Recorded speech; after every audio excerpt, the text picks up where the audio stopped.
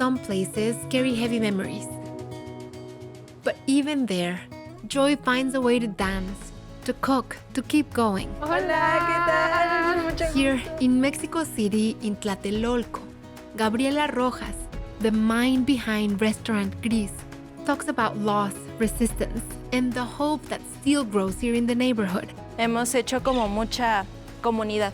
Inspired by my meal at Gris, I'll show you how to make a chamorro adobado. Juju and Dani are going to love these. Pork shanks slow cooked in chipotle, shredded into a taco, and dressed with a bold guacamole full of smoky heat. Walking distance from Gris is Salón Los Ángeles, a legendary dance hall that's echoed with the rhythm of danzón for nearly a century. Salud!